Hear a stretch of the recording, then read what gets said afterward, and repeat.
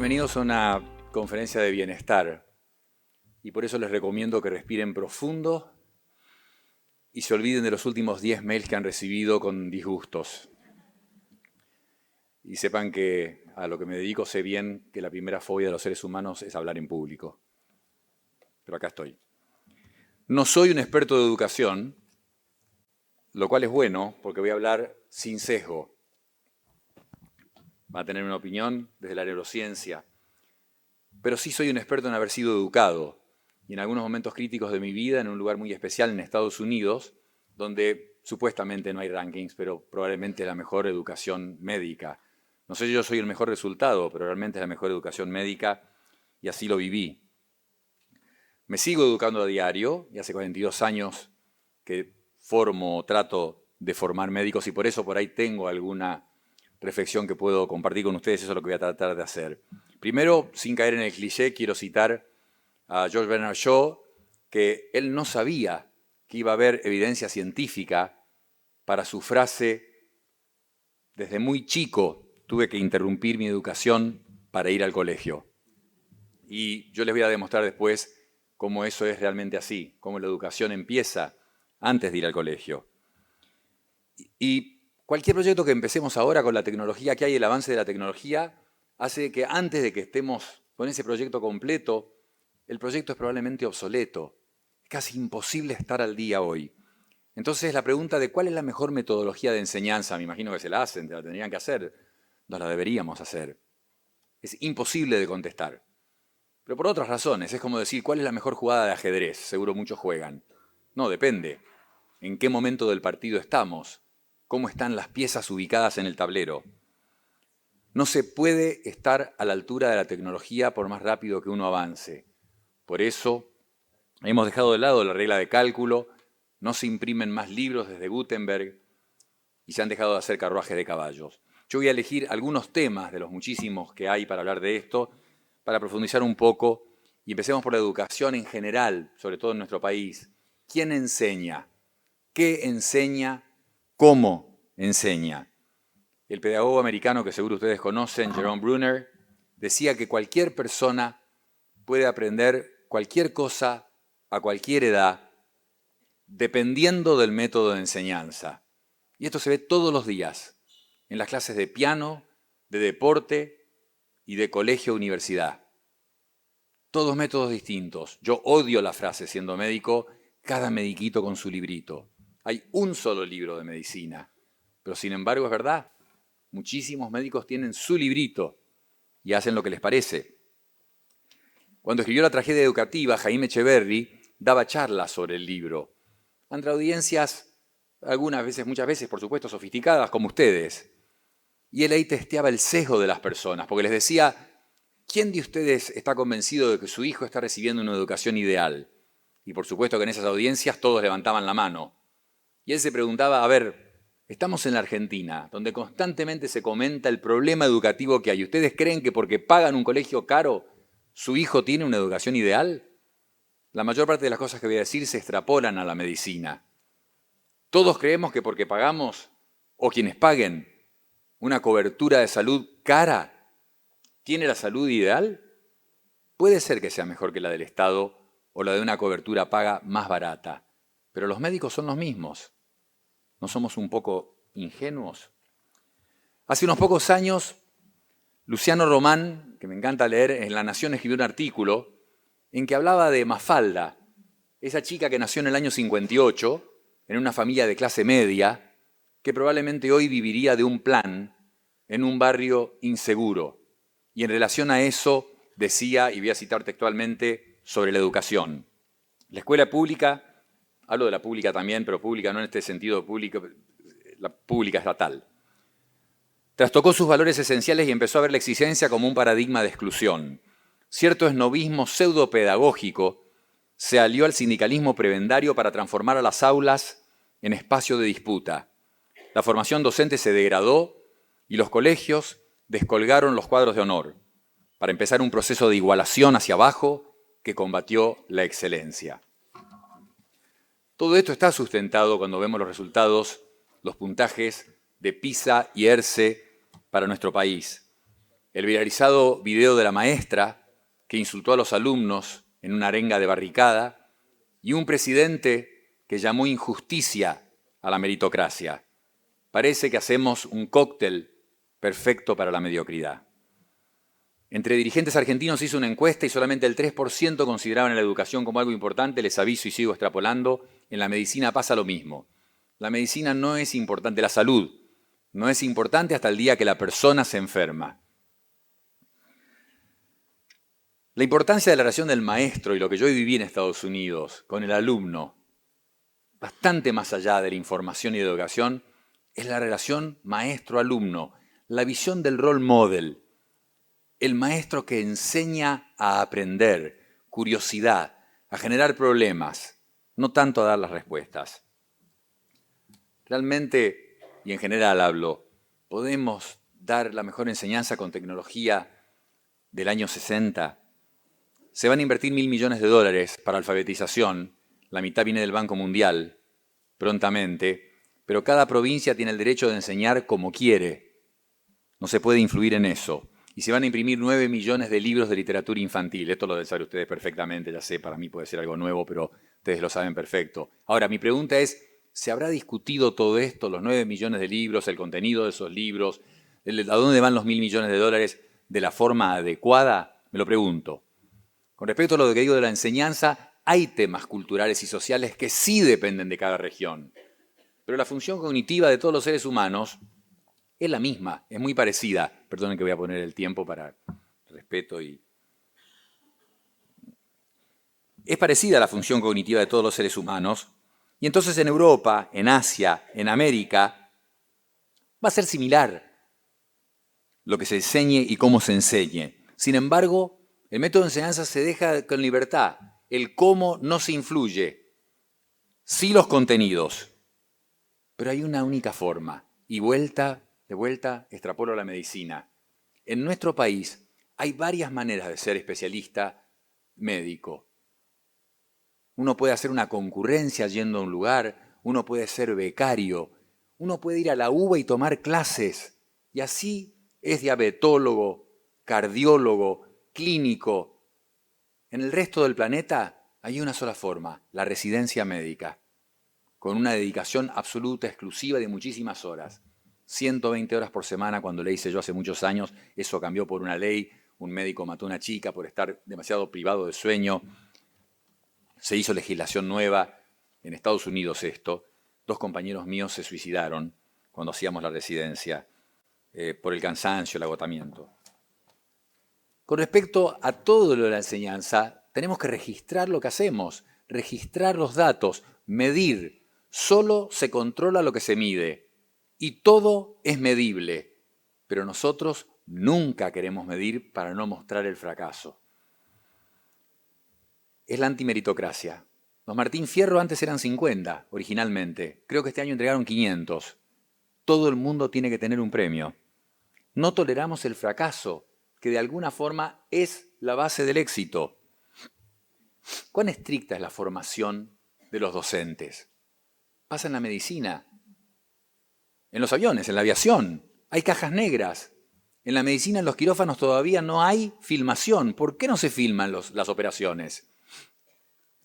Sí se ha propuesto que a los médicos a los 70 años se les haga un test cognitivo, que me parece perfecto. Se debería hacer a los presidentes también y a muchas otras personas. No, fue sin ironía. Tengo algunas ironías, pero esa no. Y en Estados Unidos se ha visto que mejora la calidad de la medicina que se da con el reporte público de resultados. Los hospitales tienen que reportar públicamente cuánta gente se muere por los procedimientos que hacen, por las operaciones, por los métodos diagnósticos con riesgo.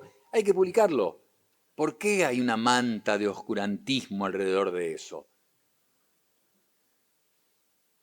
De 80 países que evaluaron en OCDE, Argentina figuraba 60, creo, en lengua, 70 y pico en matemática, 65 en ciencia. Era la última de nuestra región. El primero, por supuesto, en ese ranking era China. Y en referencia a la educación, Cristina Kirchner comentó que habían subido el presupuesto para educación de 3,5% del PBI a 6,5% del PBI en 2012. Ese es el aumento de inversión. Ahora, con los resultados de PISA y otros que hay en el país, ¿eso es inversión o es gasto? También pasa con los centros de investigación. Ha pasado con el CONICET. Si uno aumenta la investigación en algo y las patentes no aumentan, las publicaciones no aumentan, las cosas no mejoran, eso no se llama inversión. Un informe de IDESA de las escuelas públicas dijo que toda esta situación que estoy comentando es mucho más seria en el sector público, en el sector estatal me refiero. Y proponían en Estados Unidos se ha aplicado dos cosas muy simples: profesionalización de los directores y un sistema de financiamiento distinto que también ustedes deben conocer perfectamente, que es el Estado tiene plata para este chico que va a ir a un colegio público. En Estados Unidos le dan la plata esa a la familia para que la familia pueda elegir un colegio privado y así generar competencia y ver quién es realmente el mejor. Pero todo esto lleva a que los jóvenes se van del país y se ha llegado a hablar de éxodo. Se van 100 por día y de hecho hay un saldo migratorio. Se van muchos más de los que vienen. Todos de clase media y alta. El pico, año 2001. 60.000 se fueron en un año. Normalmente se van 20 a 25.000 chicos. Sería fantástico que se vayan a explorar, a ver otros lugares, pero que volvieran. Imposible ser disruptivo sin ser provocativo. Hay que serlo. Y lo que viene a continuación es, creo que algo fundamental. Sí, tenemos que igualar el comienzo. La línea de salida tiene que ser la misma, pero sin meritocracia no tenemos nada. Y digo dos palabras. Piensen, ¿nos pueden decir exacto cuál es el mejor, ustedes deben tener una idea cada uno, la suya, de cuál es el mejor sistema educativo del planeta? Pero si aplicamos ese sistema educativo a un país, y en ese país el presidente no fue elegido por meritocracia, el ministro de Educación no es elegido por meritocracia, el rector de la universidad, los profesores de la universidad, los directores del colegio, los maestros no son elegidos por meritocracia, el mejor sistema de enseñanza del mundo no va a funcionar. Pasteur lo decía, la suerte favorece a la mente preparada. Y el deportista más simplemente decía, mientras más practico, más suerte tengo. La corrupción es la hija de los sistemas no meritocráticos y la meritocracia es el antídoto de la corrupción. Cuando los líderes son elegidos por su idoneidad, cuando los premios y los castigos van al que tiene que ser premiado y al que tiene que ser castigado, entonces tenemos un sistema meritocrático, un sistema en el que va a desaparecer el atajo, los gestores, los favores, las excepciones, las coimas. La meritocracia destruye todo eso. Cuando no hay meritocracia, Dunning y Kruger, dos psicólogos de la Universidad de Cornell, hicieron un trabajo espectacular, que es un trabajo sobre la mediocridad. Y la conclusión, el trabajo es largo, está muy bien hecho, el diseño metodológico es bueno, pero la conclusión es, los mediocres tienen un doble problema. Ser mediocres y no reconocerlo. No tienen la capacidad cognitiva para darse cuenta. Y ahí los escuchan en podios como este, hablando con este tono y voz impostada, algunos mediocres. Pero que creen que es fantástico lo que están diciendo. Kennedy, el presidente Kennedy decía, un error no se transforma en equivocación hasta que uno no rehúsa corregirlo. Lo mismo, si yo tengo problemas y no reconozco los problemas, no quiero ver los problemas, ¿cómo los voy a solucionar? La tecnología en la clase, otro tema, es una variedad esto, que tiene que ver con la neurociencia. Ya sé que hay reglamentación para el uso de celulares en la Argentina, pero fue un problema serio. 2007, cuando Steve Jobs se paró con la polera y dijo, esto es el iPhone. No se imaginaba lo que iba a pasar en los colegios. Los chicos iban a ver los resultados deportivos, iban a jugar, se iban a mandar mensajes, iban a buscar información, se iban a distraer. El mundo ha cambiado dramáticamente. En el 20, cuidado, en 1920, los inventos de 1920 fueron el esquí para agua, la afeitadora eléctrica y el sonido en las películas. 3. En 2020, 280.000 patentes en el mundo de aplicación práctica de impacto. 280.000. Es otro planeta. Y ahora los chicos es muy difícil impedir que lleguen con esa tecnología al aula. Y esa tecnología ha afectado. En Estados Unidos esto, bueno, está el problema de la seguridad y la verdad, y que los teléfonos pueden haber salvado chicos, pero se están prohibiendo en los colegios, y ustedes ya han leído la data, que el resultado es positivo. El uso de esa tecnología y de teléfonos celulares aumentaba soledad, ansiedad e insomnio. Ahora los chicos juegan más entre ellos, se comunican más entre ellos. Esto está estudiado y publicado, lo saqué de artículos publicados en revistas científicas. O la de Psychology Today, la de psicología. Las generaciones futuras no van a poder entender cómo manejábamos la tecnología, que no sabíamos, pero está bien, es un momento bisagra, único. Yo estoy feliz de vivir este momento. Estamos viviendo, está Gutenberg ahí que acaba de inventar la imprenta y nosotros somos parte de eso. Y creo que es mucho más que lo de Gutenberg, lo de ahora.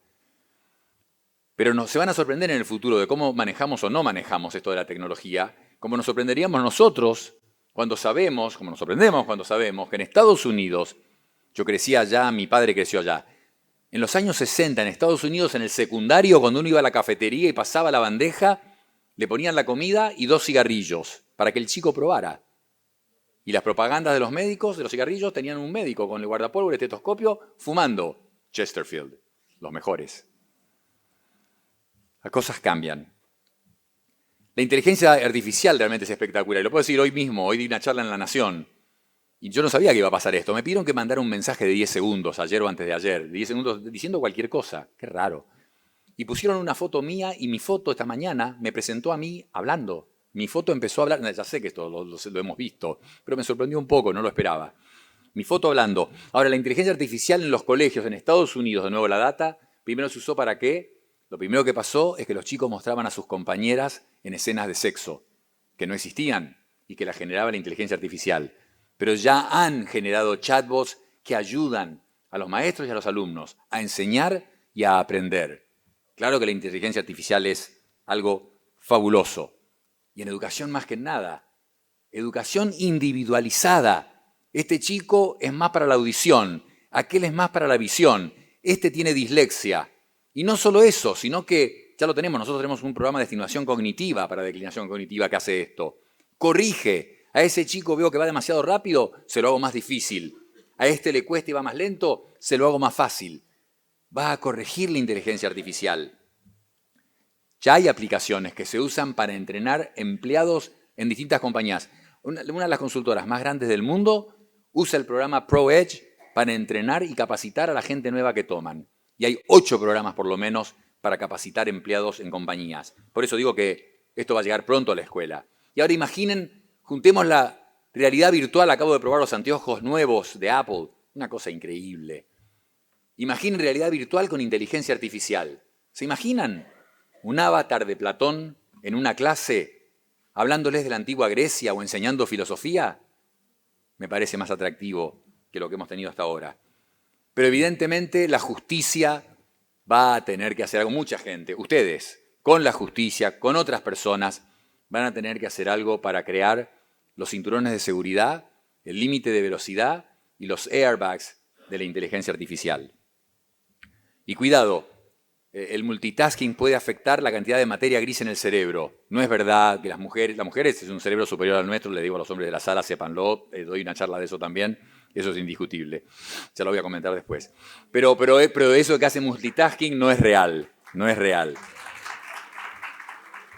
El multitasking hace daño, de hecho, el tratar de hacer multitasking. Ahora, la ubicuidad del conocimiento hoy en día también altera la memoria a largo plazo. Yo puedo con el teléfono inmediatamente saber todo lo que quiera, lo que sea, cuando sea inmediatamente. Y la ejercitación de mi memoria se puede afectar. Pero también esa tecnología aumenta la plasticidad cerebral. No puedo dejar de terminar inteligencia artificial sin nombrarlo al apocalíptico Yuval Harari en su último libro, donde entre muchas cosas cita a un panel de 2.000 expertos, de los cuales el 30% dijeron que hay un 10% de probabilidades de que la inteligencia artificial extinga a la raza humana. Un poco duro. Además, contó la historia de una inteligencia artificial, un lenguaje aumentado, que no podía resolver un CAPTCHA, por supuesto. Entonces se conectó con un grupo de personas disponible en que les pidió, ¿me pueden leer este CAPTCHA y decirme cómo eliminar las imágenes tales? Y el grupo ese de personas le preguntaron, ¿pero por qué no lo haces vos? Y este lenguaje aumentado contestó, porque soy ciego. Porque soy ciego. Ese es el problema. La inteligencia artificial no es una herramienta, no es una tecnología, es un gestor que toma decisiones. Sam Altman lo dijo, el creador de ChatGPT. Acuérdense de esto. Nos acordamos todos de 1810. 20 de noviembre de 2022, salió ChatGPT. Y Sam Altman hace 3 meses en Suiza dijo, me preocupa un poco, porque no estoy seguro cómo funciona. A mí me preocupa que Sam Altman diga eso. Acá tenía algo que no se los voy a leer. Le pregunté a ChatGPT, por favor, decime qué dirían algunas personas cultas si fueran un neurólogo hablando a un panel de educación de colegios privados sobre la neurociencia y la educación. Entonces le pregunté a Platón, a Rousseau, a Froebel, a María Montessori, a Dewey, a Tagore, a Mahatma Gandhi y a Zahir Hussain. Y la respuesta fue bastante interesante, pero no se las voy a decir. Porque la dijo, es de inteligencia artificial. Sí voy a decir 2 palabras. Voy a hablar algo de la inteligencia. Porque en el colegio es fundamental. Y no sabemos qué es inteligencia.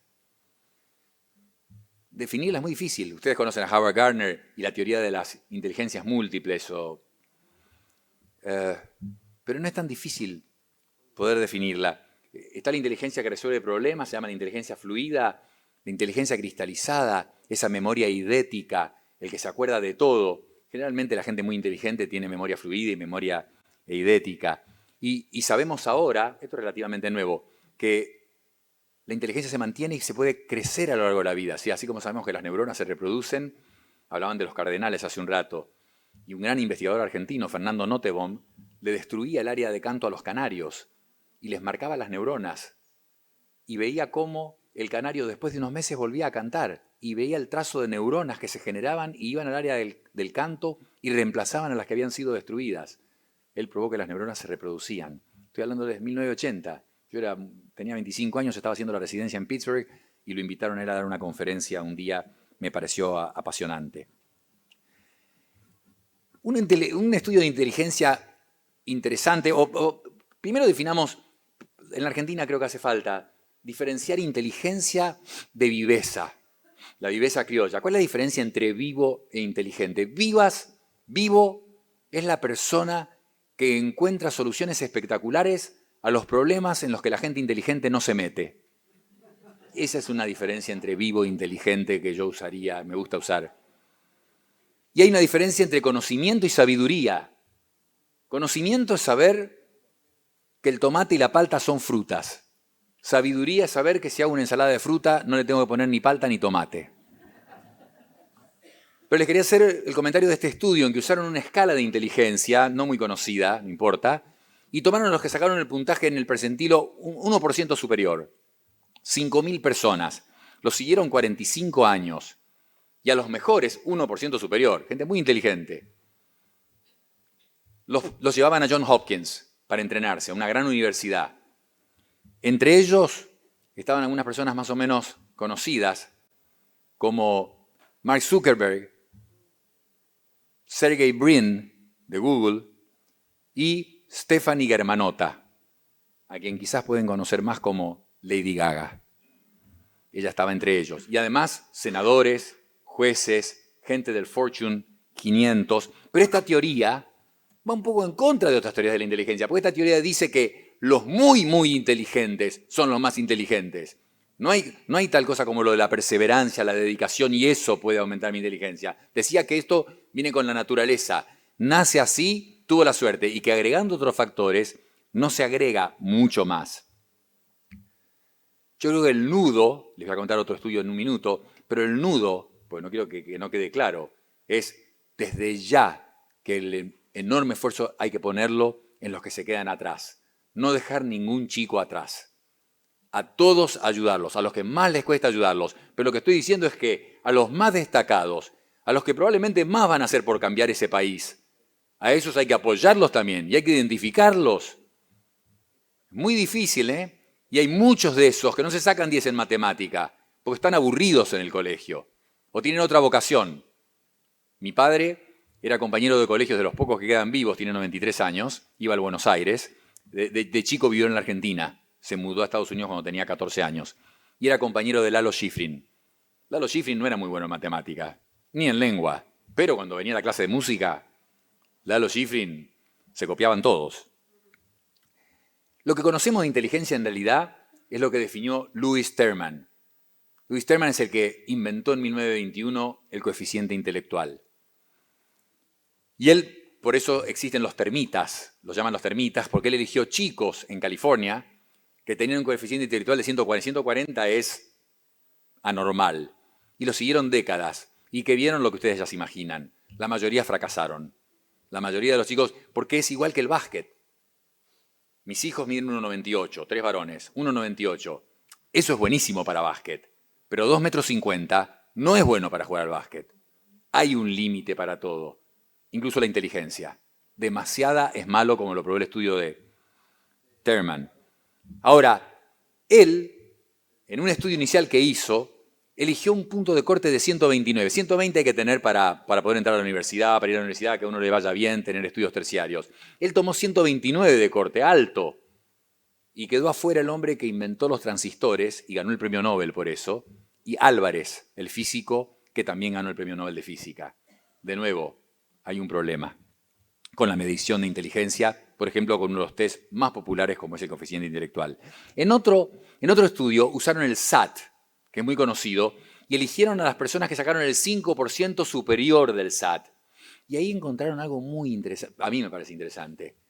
Descubrieron la orientación visoespacial y vieron que el puntaje más alto del SAT, con lo que más correlacionaba, era con el puntaje más alto de capacidad de orientación visoespacial, que era, les presentaban figuras geométricas extrañas, las cortaban en diferente ángulo y el chico tenía que, o la persona evaluada, tenía que imaginarse qué forma iba a tener ese ángulo una vez que se abría esa forma geométrica especial. O ponían botellas con distintas formas, con agua, acostadas. Y la persona tenía que predecir qué nivel de agua iba a haber cuando la enderezaran. Teniendo distintas formas. Capacidad visoespacial. Y lo que se vio es que personas que tenían puntajes marginales en matemática y lengua, cuando tenían puntajes espectaculares en capacidad visoespacial, fueron los que llegaron a ser los mejores y más excepcionales ingenieros, arquitectos y cirujanos. Un autor muy conocido, alguno de ustedes debe haber leído algún libro de Malcolm Gladwell, Tipping Point, Blink, etc. Él es defensor de las 10.000 horas. Él es el que dice que si uno le pone 10.000 horas, va a tocar el violín en el Colón. Si uno pone 10.000 horas, uno va a jugar un ATP 500, aunque sea de tenis, o algo similar en golf, y en lo que sea, con 10.000 horas. Él no abona tanto a la teoría de nacés así o no. Y yo creo que hay una mezcla un poco de todo esto. Y que, de hecho, él dice que lo que necesitamos es 120 de coeficiente intelectual. Ya está. Después, poniéndole las 10.000 horas, llegamos cada uno a lo que uno quiera. Y sepan ustedes que la perseverancia viene con la genética.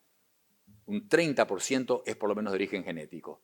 No es vago el chico que no se pone, no tiene que tener ni ADD ni ser vago.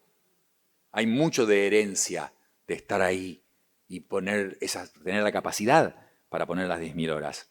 Así que un puntaje alto en un examen, esto es interesante, lo vio Gladwell, los puntajes altos en un examen son válidos para ese examen, para esa persona, en ese momento. El puntaje bajo en un examen no significa nada, porque la persona puede estar estresada, puede tener presión, puede ser lo que sea. Termino con un estudio del MIT. En el MIT aparece el Internet y empezaron a estudiar la inteligencia colectiva, obvio. Podemos de repente juntar la inteligencia de la gente. No tenemos que ser inteligentes, juntemos todas nuestras inteligencias y somos mucho más inteligentes que cualquiera de nosotros solos. La inteligencia colectiva. Tiene todo un departamento dedicado a eso, Tom Malone. Es algo brillante. Ahora, lo que me pareció muy interesante, vuelvo al tema previo, que descubrió Tom Malone, es cuando dividía en grupos y les daba problemas a distintos grupos de personas, en una mesa 7 personas, en otra mesa 7 personas, 7 personas, 7 personas, ponían un problema, había que resolverlo. Y veían quién lo resolvía primero, y veían que tales mesas lo resolvían primero. Sumaban el coeficiente intelectual, y el coeficiente intelectual de la mesa que lo resolvía primero, por ahí no era el más alto, cuando sumaban el coeficiente intelectual medido de otra mesa, de los integrantes de otra mesa, o de otra o de otra. ¿Qué característica tenía la mesa que resolvía mejor los problemas? Eran las que tenían más mujeres. Eso fue lo que encontró Tom Malone. Esto, sí, no, los hombres ni uno solo aplaude, pero bueno, me parece muy antipático, pero no importa.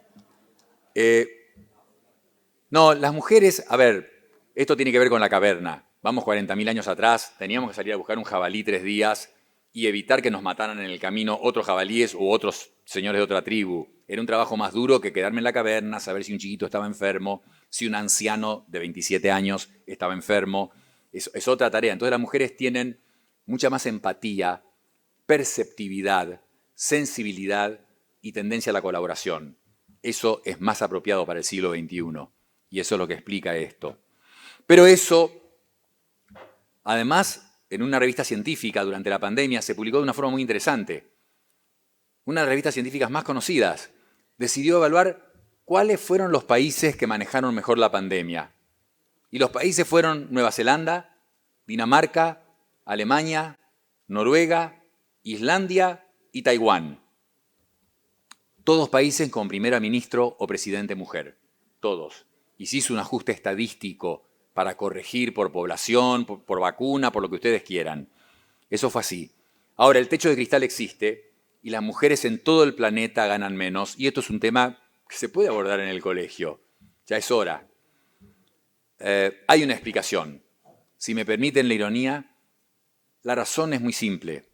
Los hombres eligen trabajos que pagan más, como ingeniero, médico, abogado y CEO. Y las mujeres eligen trabajos que pagan menos, como mujer ingeniero, mujer médico, mujer abogado y mujer CEO.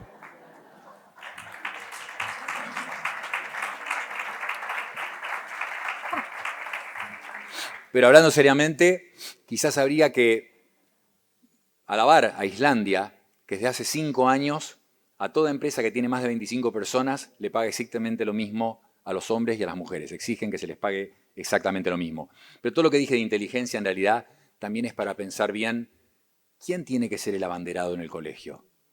¿Quién tiene que ser el abanderado? No es tan fácil. Tiene que ver con lo de la inteligencia, lo del mérito, el esfuerzo. Y ahora voy a terminar, voy a usar algunas diapositivas para hablarles del tema de salud. Un tema que aplica a los chicos, es fundamental. Hicimos alguna experiencia en un colegio inglés en Buenos Aires, en la provincia, y fue interesantísimo, porque después algunos padres me llamaron y me decían que los chicos los corregían en la casa, ya fuera con el alcohol, con el cigarrillo o con lo que comían. Así que realmente tiene efecto. ¿Por qué? Porque los adultos no cambiamos nuestros hábitos. Podemos cambiarlos, pero es muy difícil. Son los chicos los que cambian sus hábitos. Por eso son el destinatario ideal.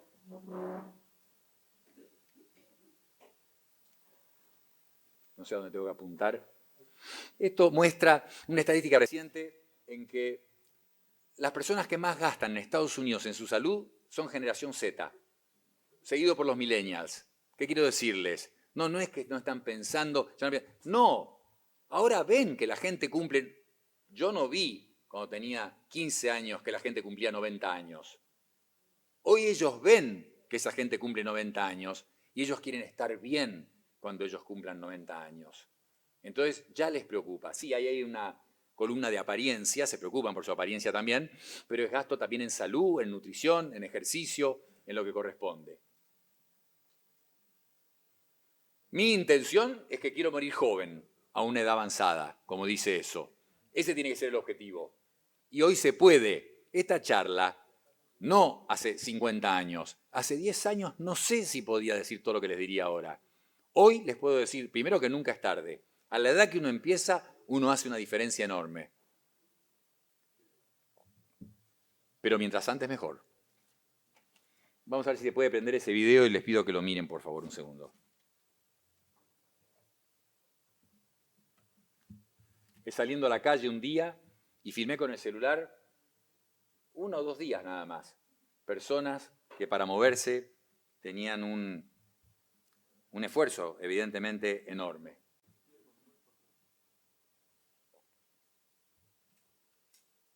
Apoyándose, o sea, sería muy fácil ver a alguien, exageremos, de 30 años, perímetro abdominal, además de la dificultad motora.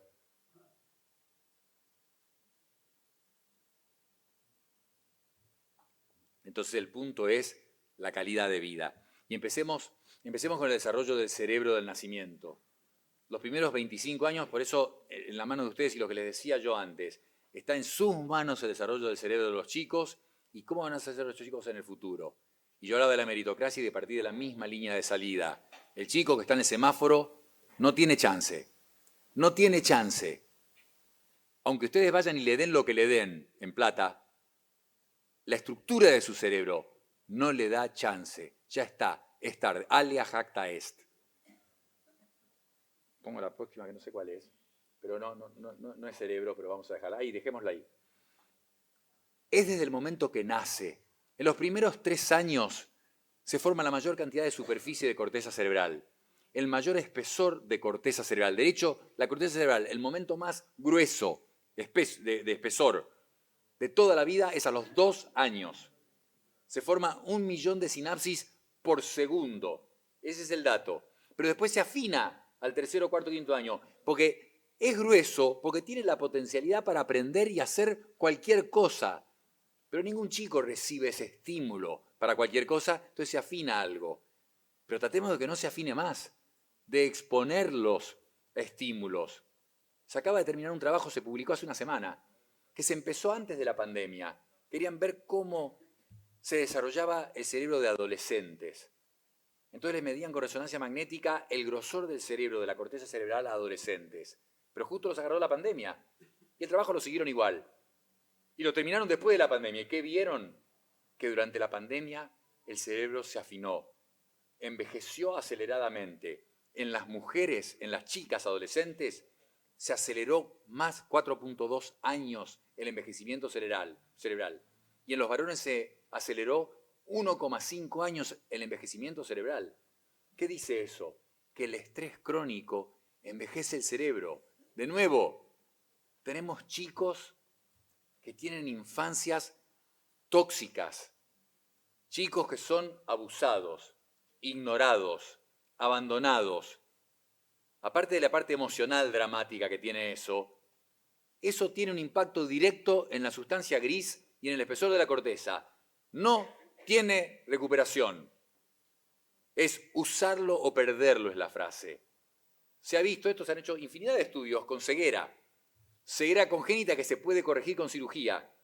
Pero cuando les corrigen la ceguera a esos chicos que nacieron ciegos, no recuperan la capacidad de la corteza visual de un chico normal, aunque recuperen la vista, porque el tiempo que estuvo perdido se perdió. Y ustedes tienen que conocer perfectamente lo que se llama la brecha de las 30 millones de palabras. No sé si es tan real, pero se llama la brecha de las 30 millones, que son las palabras que escucha un chico antes de empezar el colegio. ¿Cuántas palabras se usan en la casa de ese chico? ¿3.000, 4.000, 5.000 como en la de ustedes? ¿O 500? Y aparte lo que se ha aprendido, pues hablaba todo el tiempo de la brecha de las 30 millones de palabras, no es tanto las palabras que escuchan, que oyen y escuchan los chicos, es cómo participan en las conversaciones. El chico de 2, 3, 4 años tiene que participar del lenguaje. Y se han hecho estudios de resonancia magnética y se ha visto que los que participan tienen mejor conectividad cerebral, mejor funcionalidad, mejor activación cerebral en resonancia magnética. Esto lo que les va a mostrar es lo que hemos logrado, que es fabuloso. Un aumento en la expectativa de vida. Es lo que tiene que ver con el video previo. Lo que ven los chicos de la generación Z, Alfa, los millennials. Ha aumentado la expectativa de vida. 85 años en el mundo. En Europa, en Oriente. En nuestro país, estamos mal, como Estados Unidos, muy mal. 77 años la expectativa de vida. Pero la calidad de vida no ha aumentado proporcionalmente. Entonces, no. 2/3 de las personas pasan los últimos 10 años de su vida en mal o muy mal estado de salud. No, así no. Eso es lo que preocupa a la generación Z. Vale la pena estando bien, física y cognitivamente. Hay infinidad de estudios. Chicos que les hablaban de jugar a las escondidas, de abrir regalos, de comer. Los que escuchaban y participaban de la conversación, de nuevo, les medían el cerebro, mayor espesor cerebral, mayor activación de las áreas del lenguaje. Hay infinidad de estudios que muestran y confirman esto. Es el siglo XXI. En el siglo XVII es entendible, el mundo era... Pero en el siglo XXI todos tendríamos que poder acceder a asegurar que los chicos no sean parte de lo que el inversor Warren Buffett llama la lotería ovárica, depender del código postal. En los chicos tendríamos que asegurarnos que la alimentación, el ambiente, prevención, apoyo, contención familiar, a eso me refería. Esa función cognitiva es increíble porque el cerebro se termina de formar a los 25 años, como les dije, pero a los 30, entre los 30 y 40 empieza a declinar. Esa es la mala noticia del día. Empieza a declinar. Cuidado, la sabiduría se mantiene alta, cae poco. Cae atención, capacidad de atención, capacidad de concentración.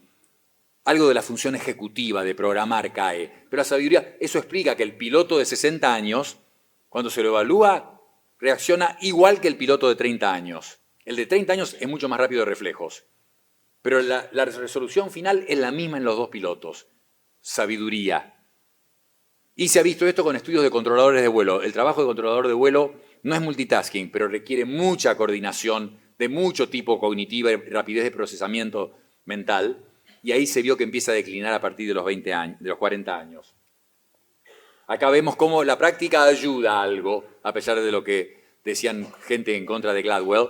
Esta es una persona multiplicando sin práctica en multiplicaciones complejas. Aquel tiene práctica. Se activa mucho menos, necesita activar mucho menos cerebro para hacer la misma multiplicación compleja que el que no tiene práctica. Acá viene lo del esfuerzo, lo del colegio, de acostumbrar en el colegio al esfuerzo.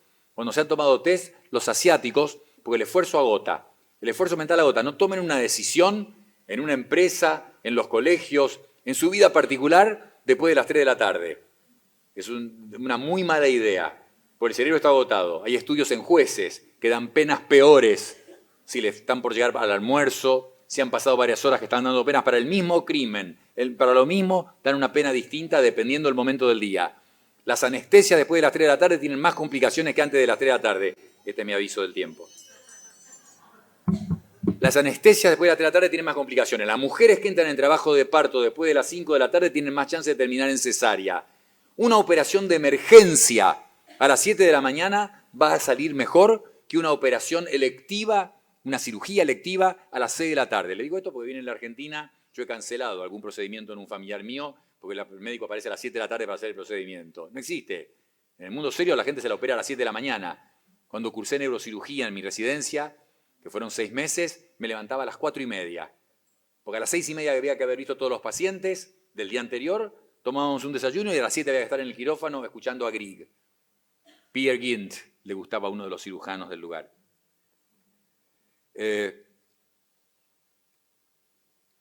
Acá tienen la mochila.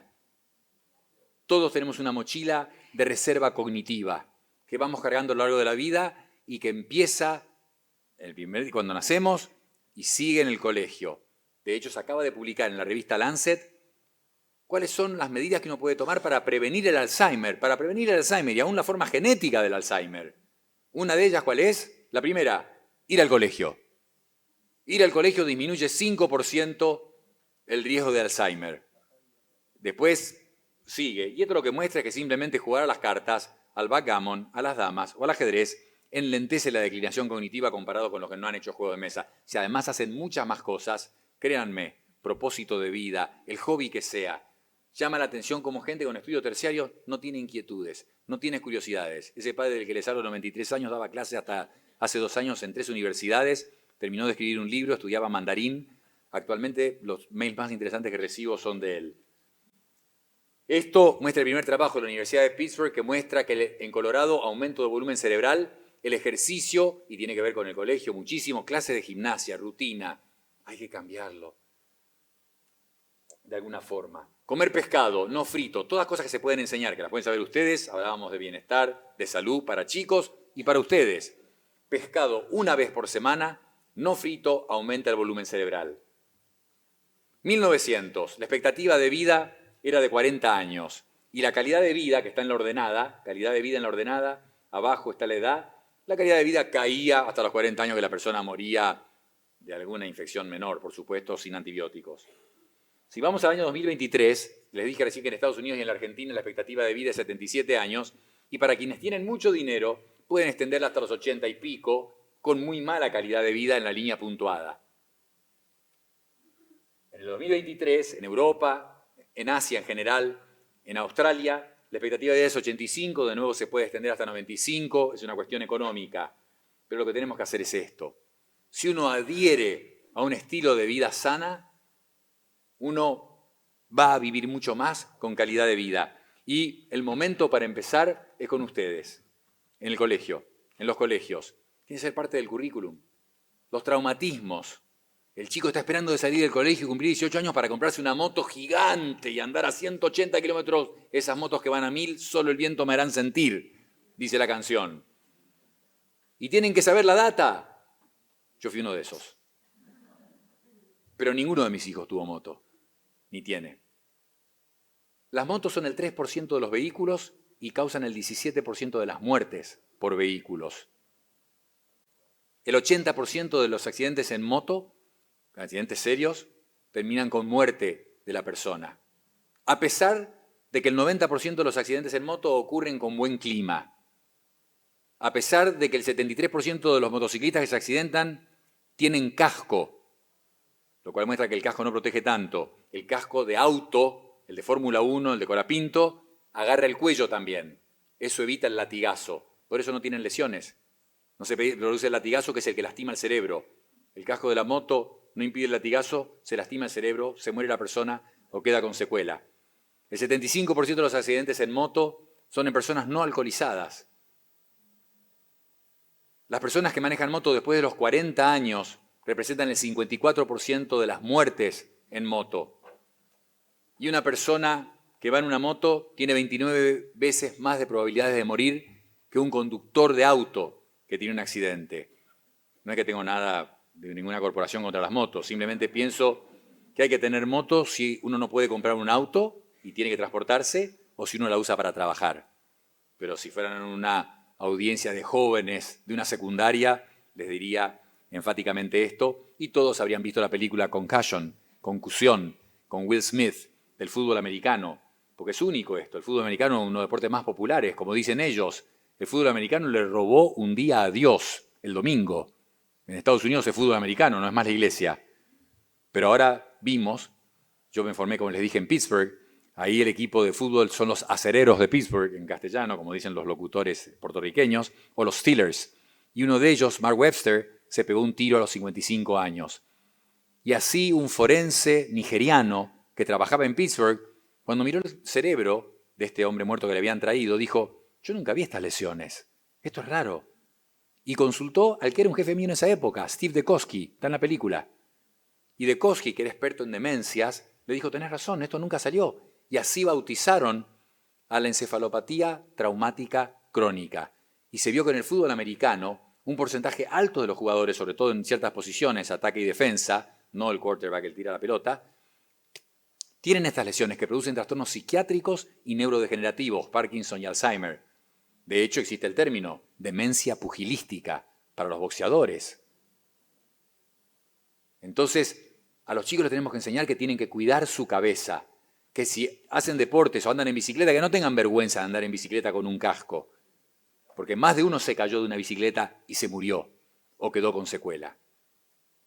Entonces, esta es una oportunidad de los colegios con el traumatismo. Esto, de nuevo, expectativa de vida, vuelvo a la expectativa de vida, la salud. Queremos que estos chicos cumplan 100 años bien. No hay ningún país con ingresos bajos que tenga alta expectativa de vida. Ahí tienen la curva de los países. Y no hay ningún país, allá está Estados Unidos, con ingresos altos que tenga baja expectativa de vida. Sí, lamentablemente hay una relación absolutamente directa entre economía y expectativa de vida. Se puede medir la edad biológica de las personas, ya olvídense, festejen el cumpleaños, pongan las velitas, pero por ahí para algunos es muy bueno, no hay que contarlas, porque lo que importa es la edad biológica. La gente se muere a los 40, a los 50, a los 60, a los 90 años. Entonces, hoy es la edad biológica. Esta es la de un neurólogo que conozco, que poniendo la saliva y mandándola a una universidad en Estados Unidos, le dio 46 años. El neurólogo es más o menos flaco, hace ejercicio, nunca fumó, nunca tomó alcohol, tiene una vida más o menos pareja, da charlas. Y la edad le dio mucho menos de la que tiene. Pero eso nos da una idea de nuestra edad biológica. De esto creo que no debería, quizás tendría que pasarlo en silencio, porque con todo respeto a los que fuman, y yo recibo pacientes con stents y bypass coronario que me dicen que fuman un paquete por día, y yo le digo, ¿quiere dejar de fumar? Y cuando me dicen no, yo le digo, bien, yo no le voy a explicar que la gente que fuma vive 15 años menos en promedio, etcétera, etcétera, etcétera. Puedo decir que Tabaré Vázquez fue un héroe. De hecho, en la Academia Norteamericana de Cardiología lo nombraron héroe de la cardiología, porque disminuyó el cigarrillo en Uruguay, prohibió lo de light, que suena a que es menos grave, tapó las tapas de los cigarrillos con estas fotos horribles, etcétera. No hay nada que decir. 40.000 muertes en la Argentina por año, mueren 300.000 personas. Esto solo, bueno, en el colegio se puede empezar. Ese es el cerebro de un chico que toma alcohol. Aquel es el del que no toma alcohol. El que toma está menos activado, no hay colorado, no hay actividad cerebral. Esto es resonancia magnética funcional. El alcohol hace daño.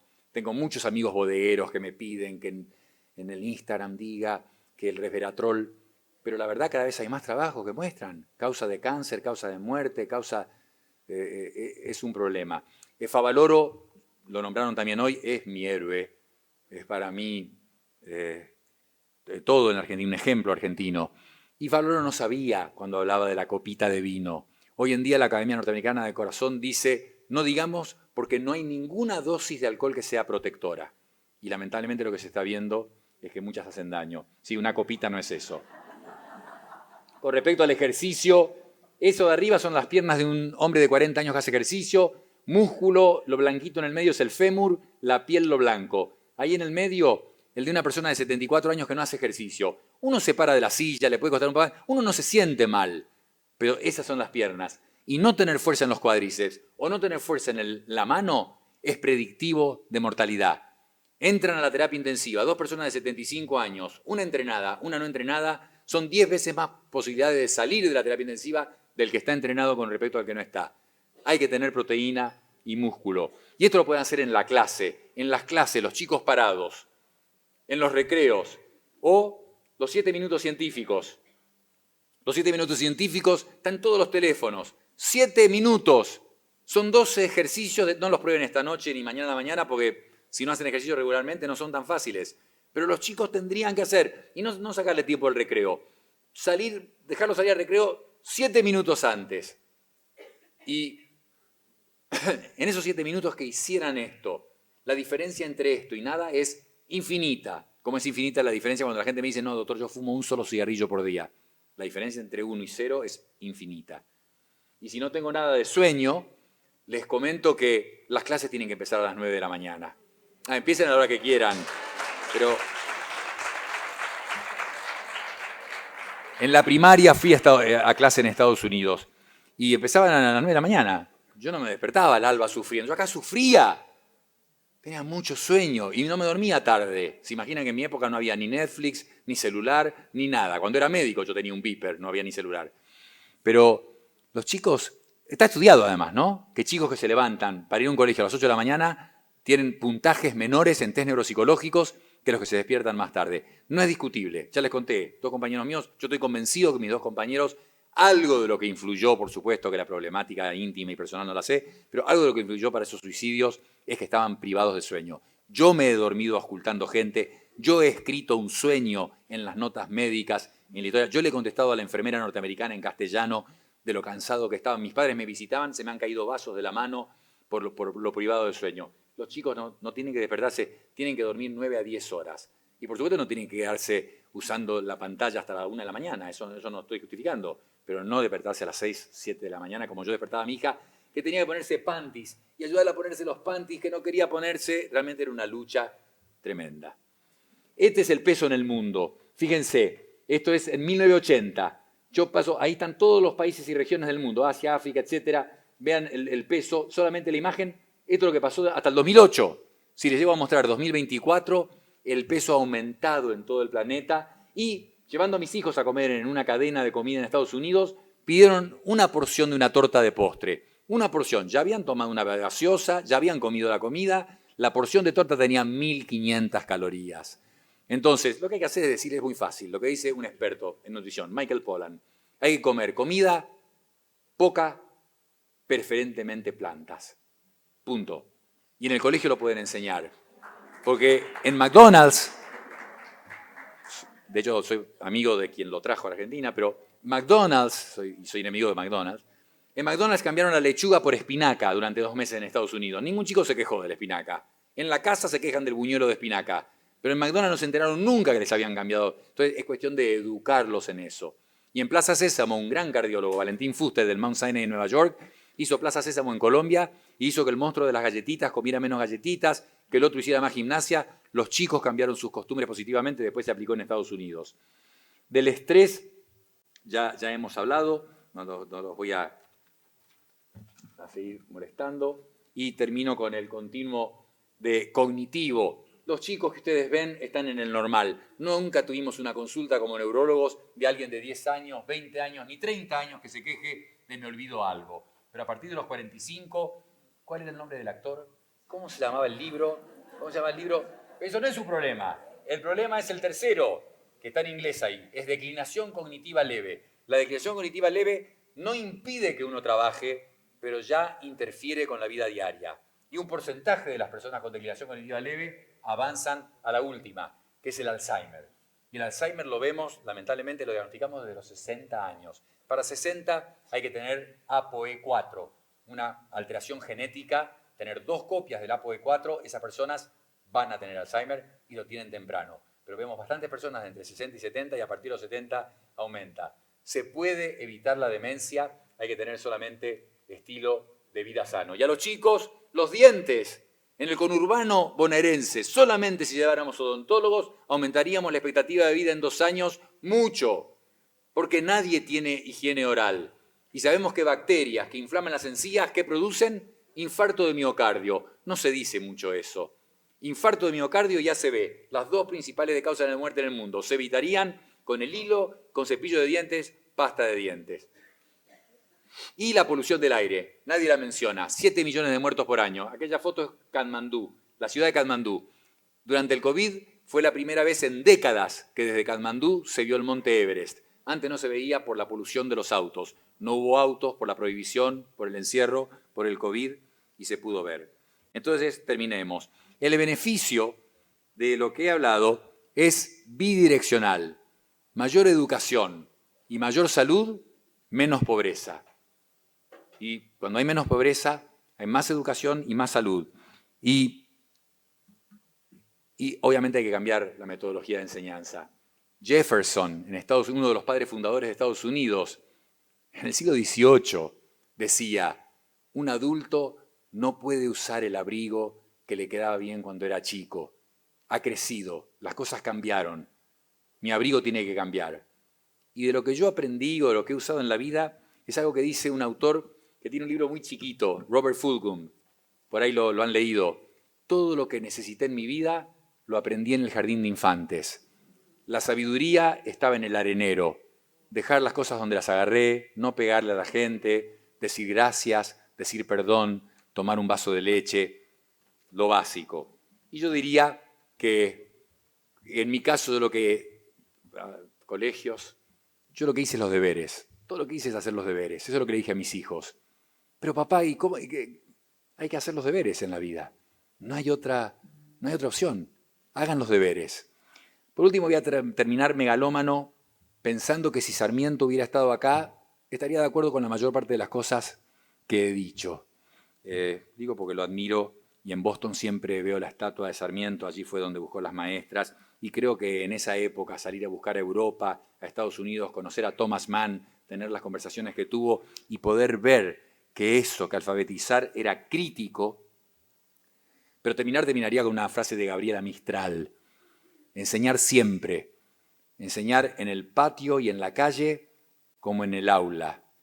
Enseñar con actitud, con el gesto y con la palabra. Gracias.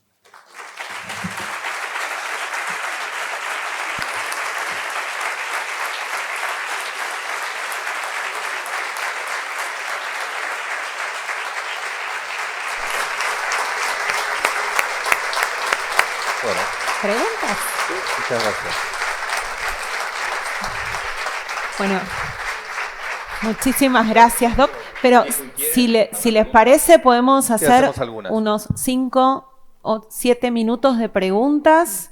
Si las hay, por supuesto, que seguramente las haya. Y circulamos el micrófono. Elena. Bueno, muchas gracias. Realmente creo que nos estás dando todo un cambio a lo que estamos haciendo en los colegios. Mientras te escuchaba, pensaba que qué importante es formar a nuestros alumnos en la capacidad de elección, porque desde la sociedad permanentemente se les están planteando a los jóvenes y también a los niños, pero estoy pensando en los jóvenes, otros caminos, ¿no? Y pensaba en todo lo que es el consumo y preguntarte un poco cómo encarar este tema. Hablaste de alcoholismo, hablaste de alimentación. Bueno, ¿qué hacemos frente al presente tema de las drogas en los adolescentes? Primero dijiste que se les imponían ideas, algo así dijiste, y pensé en que tienen que tener ideas e ideales, no ideología. O por ahí me crié en un ambiente que la ideología ahora se ha polarizado, Estados Unidos y la ideología, y ha hecho daño. Ideas e ideales. Con respecto al consumo, los seres humanos funcionamos en grupo, eso queda claro, no solos. 1 de cada 3 personas en el mundo está sola. Y la soledad y el aislamiento social, y no tengo que citar a Teodoro Kaczynski fabricando bombas en cartas para matando a gente, ¿no? No, pero hay mucha gente sola, acabo de dar la proporción, hace daño. Hace daño quiere decir que mata, produce enfermedad orgánica. Entonces, agrupar, el arte está en detectar el problema. Pues yo escucho, ¿viste ese colegio? No vamos a nombrar. Hay un montón de droga, hay un problema con la droga. No puede haber uno solo que tiene el problema con la droga. Es altamente improbable. Es como la gente cuando le tomamos la presión, 180, 110, y me miran como diciendo, yo fui a mi médico, fui a Pharmacity y me tomaron y tenía 11,6. Yo digo, mire, a ver, estadísticamente, matemáticamente, ¿cuál es la probabilidad de que esta sea la primera vez en su vida que usted tiene 180, 110? 0. ¿Cuál es la probabilidad de que haya un chico con problema en un lugar que se detecta que hay un problema? Entonces, no hay un atajo a indagar, tratar de buscar los grupos, el grupo en que sea, y si fuera uno solo, a ese incorporarlo a grupos. Es distinto ese señor de 40, 50 u 80 años que yo veo con el bypass coronario y que quiere seguir fumando, que un chico de 16, 13 o 10 años. En eso yo tengo que poder tener. Y después, fundamental la familia, no lo dije, pero lo hacemos en medicina, hay que hacerlo en los colegios. Yo tendría que ver la casa de la gente. Yo tendría que ver la alacena y la heladera de esas personas. ¿Esos chicos comen comida o lo que venden en el mercado, que el 80% es procesado o ultraprocesado? Yo tendría que ver el cuarto de esos chicos, las condiciones del cuarto, con quién duermen, cómo. Entonces, te quiero decir que ya sabemos, por algo es el problema que es. Pero indagar, ir a la familia, ¿están atentos? No digo que les fomenten, pero están atentos esos padres. A veces sobreestimamos, o mejor dicho, nunca subestimemos el poder de la negación de la gente. Nunca subestimemos. Somos todos unos negadores, todos somos, en algún grado. Entonces, la droga va a estar, es un problema muy serio. La única forma es hablando, haciendo grupos y por ahí tomando la iniciativa del tema. Así como me fue un poquito incómodo al colegio, a mi hija la quería mandar a un colegio de mujeres solas. La mandé a un colegio de mujeres solas, lo hicieron mixto al año siguiente. Pero no importa, hubo una clase de sexo femenino, fueron las chicas solas, pero las chicas era, y mi mujer estaba de viaje por trabajo, así que fui yo por mi hija. Todas las demás eran madres, fue sumamente incómodo, 30 madres y yo escuchando la clase de sexualidad de las chicas. Pero hay que tomar esa iniciativa. Sexo, drogas, lo del cigarrillo. Aparte, estaba esta noción de que la marihuana no hace mal, no tiene nicotina, no es adictiva. Toda la data de los últimos 8 años, sábese más, pero en los últimos 7, 8 años, se creó el término, es un término nuevo en inglés, pothead, que es cabeza de marihuana, cabeza de porro. Si el cerebro se está formando a los 25 años, y empezarán entre los 13, pueden empezar a los 10, pero digamos entre los 12 y los 17. Es el momento en que están explotando las hormonas y las conexiones cerebrales. obvio que hace daño. No, pero uno solo, obvio que hace daño. Y el alcohol es tremendo, cómo aumenta el riesgo de demencia y de Alzheimer. Es así, esto es data. Nada de lo que les dije hoy es algo que se me ocurrió ayer. Uno de los cirujanos más famosos del mundo, de Houston, Denton Cooley, decía, algunos, porque la gente cuando ya acumula años y tiene experiencia dice, bueno, yo pienso, algunos llaman mi experiencia a los errores que han cometido durante los últimos 30 años. Entonces hay que tener cuidado. Pero esto es adelantarse, ir un paso adelante. Ir un paso adelante y después cuando ocurre, investigar hasta la última profundidad y grupo. ¿Alguna otra pregunta?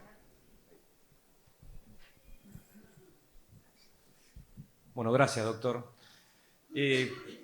Levanté la mano porque quería hacerle la pregunta, pero creo que ya casi la respondió. Más que pregunta, es opinión. A veces en la escuela nos sentimos como un poco de burbuja, porque capaz que nosotros podemos invitar a nuestros alumnos a tener una mejor vida, una vida más saludable, algunos hábitos mejores, pero es verdad que después perdemos porque no podemos seguir, como decía usted, no podemos llegar a las familias, ¿no? Y eso en muchos colegios nos causa una profunda pena. Así que yo no sé si quería preguntarle una reflexión sobre eso, porque creo que ya la dijo, pero ¿cómo podemos hacer cómo podríamos hacer para que nuestras escuelas también se conviertan un poco en escuela de padres o escuela de familias, ¿no? Creo que no tenemos mucho prestigio últimamente el tema de la educación para convencer a las familias de que estos hábitos saludables son muy buenos para sus hijos y para ellos mismos. Brevísimo. Tienen prestigio, te aviso. Hay una estadística del prestigio de la gente. Los médicos estamos pésimos, me parece muy bien. Pero está primero el bombero, la enfermera, los maestros. Ahí están en el nivel de la confianza de la gente en ciertas personas. Depende del país que lo hagas, ¿no? En el hemisferio norte va a estar el policía, no tanto en el nuestro. Pero lo que acabas de decir es fundamental. Preguntarse cómo son las reuniones de padres. Porque yo fui a un colegio y no mandé a mi hija a ese colegio, a mis hijos, porque me retó tanto la directora. No me conocía. No me conocía. Esto fue hace 20... No me conocía. A mí, mi mujer nos retó mucho. Mi mujer se graduó en el MIT, yo en Harvard, pero no dijimos, nosotros somos graduados del MIT, de Harvard. Nosotros fuimos calladitos a que nos contaran cómo era el colegio. Nos retaron. ¿Cómo son las reuniones con los padres? Es crítico que hagan eso. Y te vuelvo a extrapolar a la medicina. En el Alzheimer no tenemos tratamiento. Y vivir con una persona con Alzheimer dio lugar al título del libro que se llama Cuando el día dura 36 horas. Porque el día dura 36 horas. La persona que te repite la misma pregunta 50 veces. Que todo el tiempo te dice, ¿y quién es? ¿Por qué no estoy en mi casa? Es muy duro eso. Entonces, ¿sabés qué es lo más útil que hacemos por las personas con Alzheimer? Hablar con la familia. Hacer que la familia entienda que es una enfermedad. Porque cuando alguien está hemipléjico, vos no le vas a decir, dale, corre, apurate. Pero a la persona que se ve bien, yo tengo pacientes que vienen vestidos impecables, hace 40 años que no trabajan, pero van con corbata a verme. No, porque después voy al estudio, hace 40 años que no va al estudio.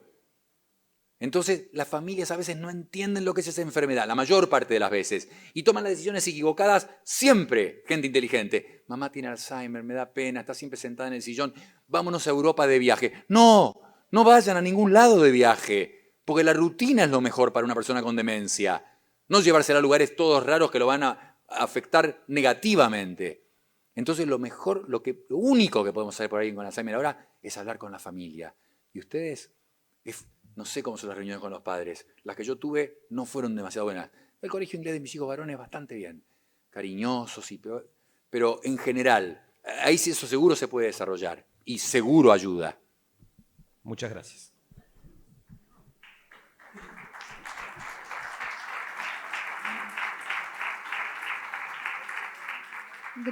Gracias doctor por esta charla tan linda que nos dio. Mi pregunta... refiere a dos temas a los que usted se refirió y especialmente saber cómo podemos nosotros aconsejar, encarar los temas de obesidad y de la salud bucal en los alumnos sin que esto sea discriminación en los discursos actuales, como referirse a eso, aceptar la diversidad y todo lo demás, y son temas muy sensibles. ¿Cómo hacemos en la escuela para encarar eso?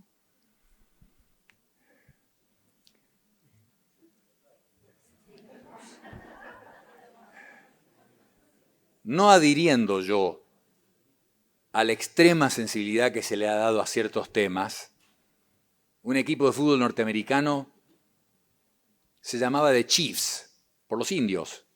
Tuvieron que cambiarle el nombre. Ahora se llaman Commanders. Y una jalea que a mí me gustaba ponerle a los panqueques, en que en la tapa tenía una señora afroamericana, afrodescendiente, no quiero decir otra cosa, tuvieron que sacar la etiqueta y cambiársela. Tenía 90 años la etiqueta. Entonces yo creo, pero al mismo tiempo no adhiero, quise hacer el disclaimer, pero esta es la época que vivimos. Yo estoy viviendo en el siglo XXI, en este mundo. Entonces tengo que respetar ciertas cosas. Por ejemplo, esa. Y soy médico, entonces es muy particular. Le digo a la gente que tiene ELA o que tiene un tumor en el cerebro y se van a morir. Lo decimos de formas especiales, lo que sea, pero damos noticias muy malas. Y en mi cabeza está tan alejado estigmatizar a alguien porque tiene peso alto o elevado, o imaginarme que alguien, qué problema, el traje de baño no le va a quedar tan bien en la playa en el verano. Está tan lejos de mi cabeza, está tan cerca de mi cabeza que exceso de peso es enfermedad, que gimnasia, yo voy a un gimnasio nada más que de hombres, no voy a ver chicas y calzas. Tengo muy cambiada la cabeza, pero ustedes tienen que hacer ese cambio. No, ¿por qué tengo que partir pensando que estoy estigmatizando? Tenemos que empezar a erradicar eso, desarraigar el concepto de estigmatización. Existe y se piensa incluso que uno de los factores por los cuales la obesidad puede aumentar el riesgo de Alzheimer es porque produce un estrés crónico por la estigmatización que tiene la persona de tener exceso de peso. Esa es la razón por la que la obesidad tiene relación con el aumento de la incidencia de Alzheimer. Entonces, que está. Pero, ¿qué mejor oportunidad? Empezás con un chico de 6 años. No hay chance de que no entienda todo perfecto. ¿Han visto cómo aprende un idioma, música o lo que sea que le enseñen a un chico de 5, 6 años, 7? Va a ser un poco más difícil con los de 12 y los de 15, pero se puede y hay que hacerlo. Eso va a destruir el bullying. Eso va a destruir el bullying. Desestigmatizar todos los temas. No te puedo decir cómo se hace, eso es un foro. Pero quiero decir, naturalizarlo y empezar hablando de otros aspectos, jamás tocándolo desde el aspecto que logró que pasara lo que ha pasado y que se lo viera como se lo veía. Nada más. Bueno, muchas gracias, doctor. Muchísimas gracias. Muchísimas gracias, doctor. Muchas gracias, doctor, por sus palabras. ¿Cómo se hace?